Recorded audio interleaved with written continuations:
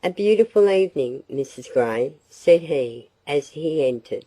"Agnes, I want you to take a walk with me to—" he named a certain part of the coast, a bold hill on the land side, and towards the sea a steep precipice, from the summit of which a glorious view is to be had. "The rain has laid the dust, and cooled and cleared the air, and the prospect will be magnificent. Will you come?" "Can I go, mamma?" "Yes, to be sure." I went to get ready, and was down again in a few minutes, though, of course, I took a little more pains with my attire than if I had merely been going out on some shopping expedition alone. The thunder shower had certainly had a most beneficial effect upon the weather, and the evening was most delightful.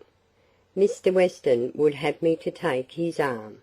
He said little during our passage through the crowded streets, but walked very fast, and appeared grave and abstracted.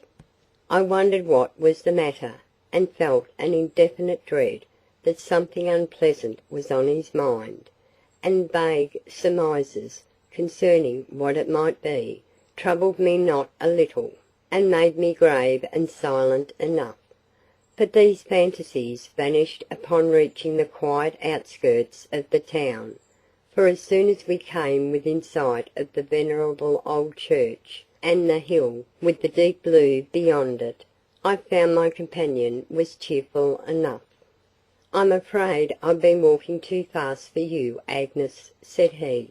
"In my impatience to be rid of the town, I forgot to consult your convenience, but now we'll walk as slowly as you please. I see by those light clouds in the west there will be a brilliant sunset, and we shall be in time to witness its effect upon the sea, at most moderate rate of progression."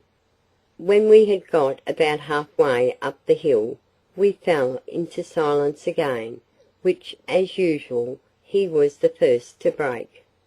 "My house is desolate yet, Miss Grey," he smilingly observed, "and I am acquainted now with all the ladies in my parish, and several in this town too, and many others I know by sight and by report, but not one of them will suit me for a companion. In fact, there is only one person in the world that will, and that is yourself, and I want to know your decision." "Are you in earnest, Mr. Weston?" "In earnest? How could you think I should jest on such a subject?"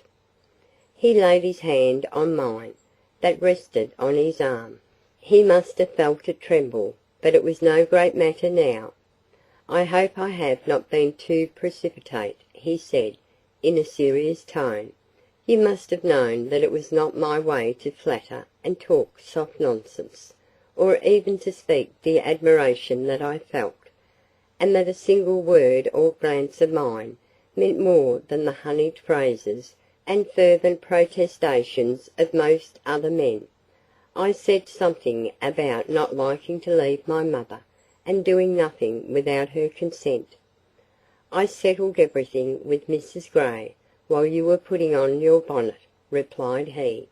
"She said I might have her consent if I could obtain yours, and I asked her, in case I should be so happy, to come and live with us, for I was sure you would like it better, but she refused, saying she could now afford to employ an assistant, and would continue the school till she could purchase an annuity sufficient to maintain her in comfortable lodgings, and meantime she would spend her vacations alternately with us and your sister, and should be quite contented if you were happy. And so now I have overruled your objections on her account. Have you any other?" "No, none." "You love me then?" said he, fervently pressing my hand. "Yes." Here I pause. My diary, from which I have compiled these pages, goes but little further.